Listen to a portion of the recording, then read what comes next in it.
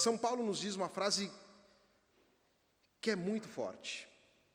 E, colocando em terceira pessoa, sabemos que tudo concorre para o bem daqueles que amam a Deus. Sabemos, ele está falando em referência a nós cristãos. Enquanto comunidade, nós sabemos que tudo o que acontece, acontece para o nosso bem. Qual é a dificuldade? Que não é bem assim no nosso modo de entender. No modo de entender. Quando as coisas estão andando bem, então somos capazes de agradecer a Deus por tudo. Tudo é mil maravilhas e tal. Mas quando acontece um drama, uma dificuldade, dizer essa frase é muito difícil. Mas a profundidade dessa frase de São Paulo está no fato de que não existe nenhuma realidade que esteja ao nosso redor que não seja conhecida por Cristo. E não existe nenhuma realidade que Cristo, ao colocar a mão, não a transforme. E aquilo que São Paulo vai nos dizer depois dessa frase é: tudo concorre para o bem daqueles que amam a Deus, porque nós somos predestinados a nos tornar imagem de Cristo. E tornar imagem de Cristo significa próprio tornar imagem mesmo, ser imagem de Cristo, mas entender que estamos em plena sintonia com toda a criação, seja a criação material, essa que nós vemos, seja aquela espiritual. Portanto, diante de um drama da vida, diante de um bem, nós sabemos que tudo que tem ali concorre para o nosso bem. E concorre exatamente porque amamos Deus. E este amor profundo que Deus nos dá é o que nos permite enfrentar a realidade e tentar tirar dela aquilo que ela tem de, por assim dizer, escondido, e que de alguma forma revela o Cristo e nos, usarei uma palavra bem teológica, nos performa, ou seja, nos dá uma forma a partir de dentro, segundo também o próprio Cristo.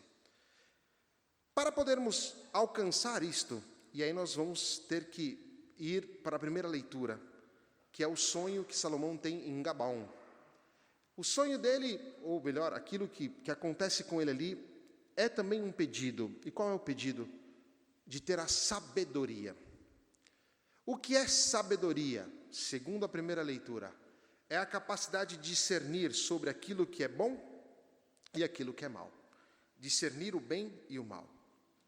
Nós cristãos nos embatemos com um grande drama. Estamos em um mundo em que percebemos com muita clareza que os valores são completamente confusos. E às vezes nós temos a dificuldade de entender os valores que nos são propostos, ao ponto que chegamos ao delírio do secularismo de pensar que tudo que nós vemos é bom, e não é assim. Um cristão, ele sabe que necessita de um discernimento claro.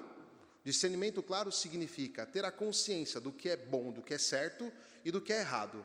Abraçar aquilo que é bom e que é certo e rejeitar aquilo que está errado. E não ter meias palavras. Um cristão precisa ter esta força. E aquilo que resta no cristão, ou melhor, aquilo que todo ser humano tem como ponto de avaliação de algo positivo ou negativo, é a própria consciência.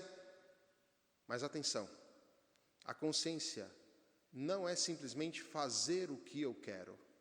É agir de tal modo, correspondendo ao bem,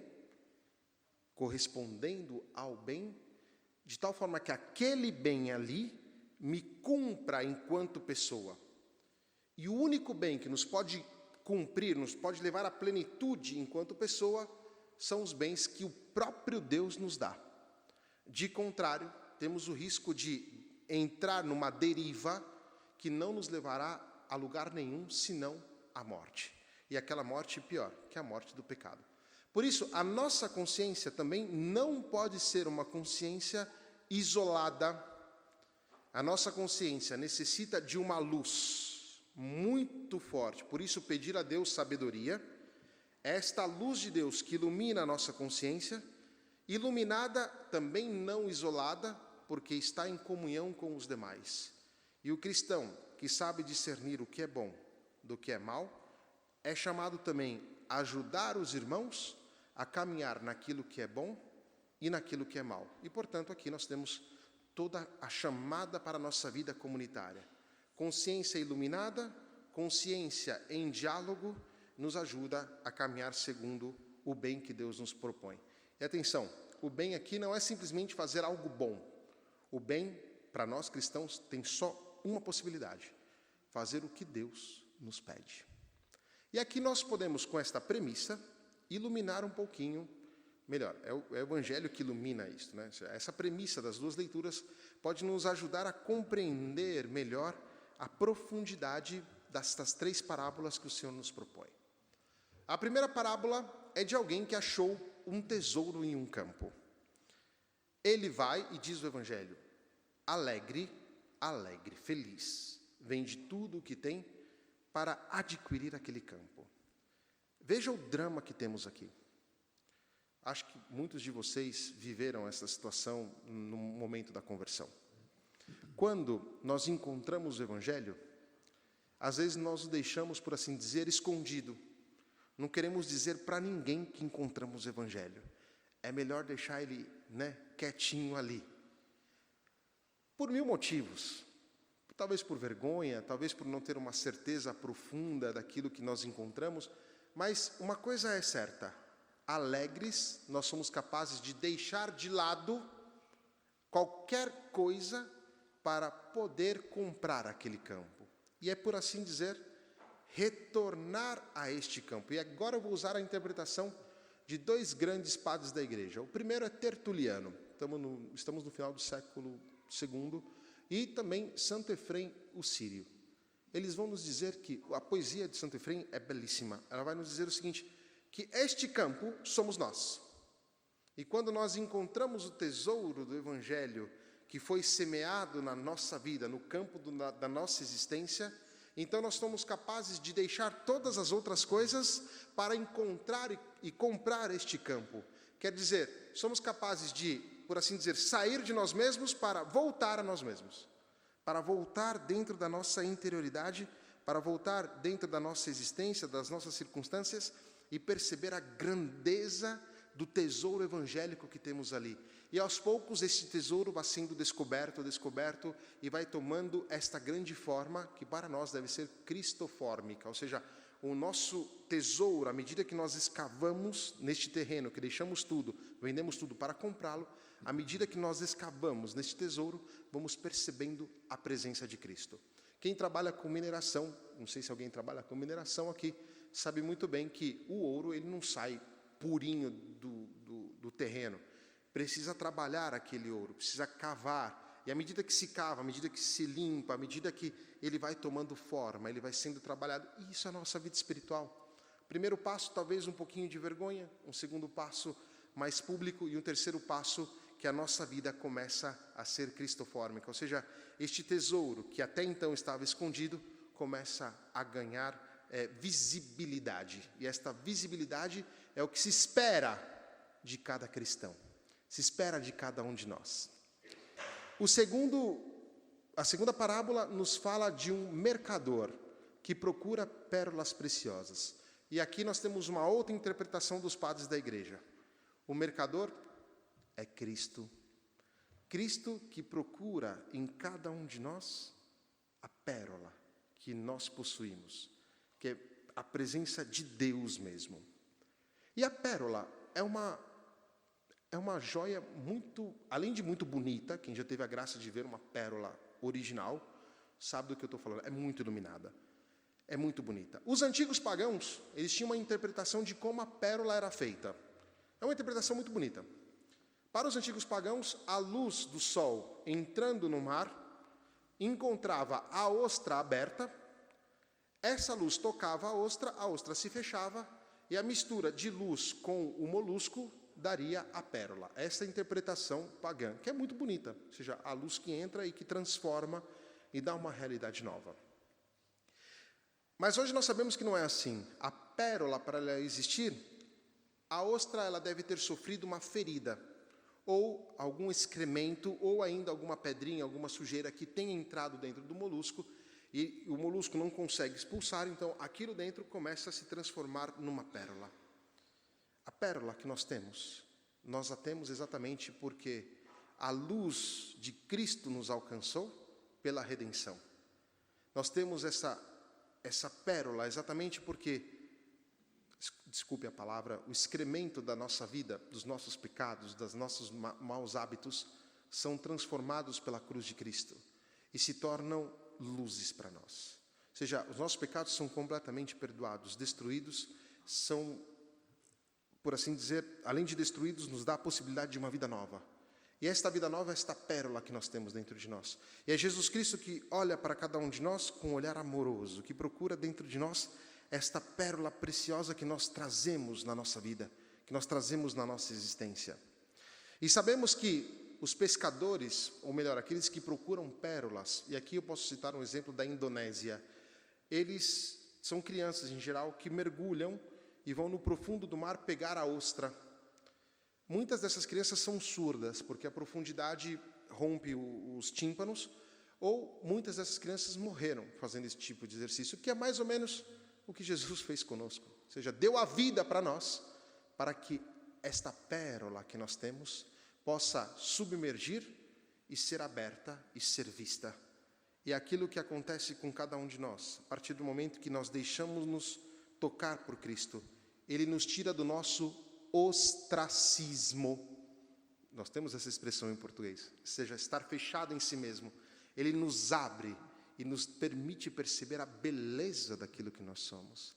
E ainda que nós tenhamos sofrido feridas, ou que o nosso pecado seja muito, muito pecado mesmo, quando Jesus nos toca, quando a luz dele vem ao nosso encontro, ele nos transforma em pérolas preciosas. É ele, este mercante, que procura esta pérola. E por que nós não deixamos que ele nos toque? E por que nós não deixamos que ele abra a concha da nossa existência e tiremos, revelemos esta pedra que é a pedra preciosa que cada um de nós porta na nossa existência? E a terceira parábola é como fala da rede que é lançada ao mar e que puxa peixes de todo tipo.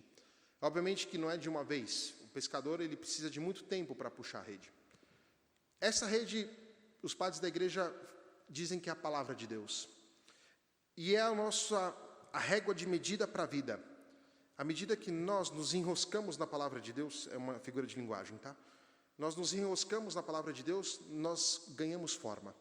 E ganhamos próprio a forma de Cristo. Por isso, um cristão é alguém assíduo, alguém que procura esta palavra de Deus. E assim nós temos essas três realidades diante de nós. Ou seja, partindo do fato que no drama da nossa vida podemos encontrar Cristo como o tesouro da nossa existência, ao qual todas as demais coisas nós podemos vender porque não tem valor, encontramos um tesouro maior, encontramos esta pérola que temos dentro de nós, graças à cruz de Cristo e à redenção, que nos dá a possibilidade de sair do pecado e viver uma vida nova, e nós temos como parâmetro para a nossa vida nos confrontar com a palavra de Deus e também com os sacramentos. E aí nós começamos a viver esta vida nova que Jesus nos propõe. E termino sempre com o nosso inserimento cultural, e hoje são dois. O primeiro é o filme do Indiana Jones, não sei se vocês foram assistir, acho que está no cinema ainda. O filme do Indiana Jones, na cena final, é muito interessante. Quem era o Indiana Jones? Um camarada que procurava tesouro. Vivia aventura e tal, era um arqueólogo, procurava coisas desconhecidas. Ele tinha um certo amor por isso. Mas no fundo, o que ele procurava era um amor. E esse amor estava na casa dele, era a própria esposa. Na cena final do filme, Indiana Jones, ou Senhor Jones, encontra a sua esposa, e a sua esposa o olha e ele olha a esposa. E naquele momento, por assim dizer, reacende o amor dele pela esposa, porque ele se percebe amado pela própria esposa. Esta cena final, ela é muito interessante, porque mostra exatamente que a nossa procura no dia a dia é por Cristo, que nos olha com este olhar amoroso, que percebe, apesar das nossas, loucuras de procurar daqui e dali os lugares errados e tal, Ele está sempre ali, está pronto a dar um olhar sempre novo, para que nós possamos encontrar aquilo que estamos sempre procurando, que é este tesouro que o Evangelho nos dá, o tesouro do reino dos céus. E o último inserimento na Holanda, tem uma pintura de Jan, tem o nome dele aqui, que eu tinha, sempre nome holandês é difícil. Jan Vermeer pintou um quadro que se chama A Mulher do Brinco de Pérola.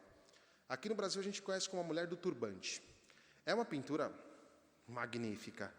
É uma mulher que ela está virando o rosto, e neste virar o rosto, e neste olhar penetrante desta mulher muito bonita, bem pintada inclusive, nós temos uma escala cromática perfeita, e a pérola que está no brinco dela tem a mesma iluminação do seu olhar. E a beleza está exatamente nisto aqui. O olhar daquela mulher que comunica um tesouro, que deveria ser o olhar de cada cristão.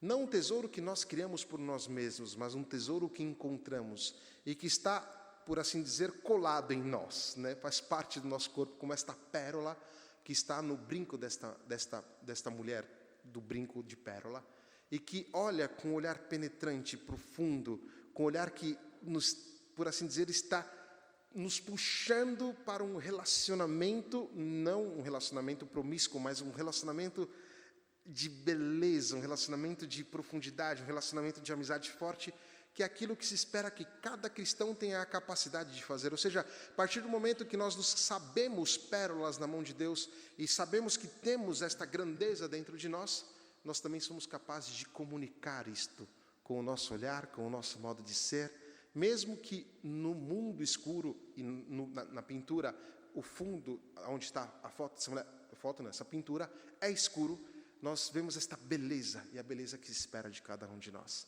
Por isso, nos dias de hoje, possamos pedir ao Senhor Jesus, por intercessão de Nossa Senhora, de ter a graça de corresponder ao tesouro que Ele nos deu, que cada um de nós temos, e que este tesouro correspondido possa ser comunicado também a todos que estão diante de nós. Que Maria Santíssima nos ajude, que assim seja.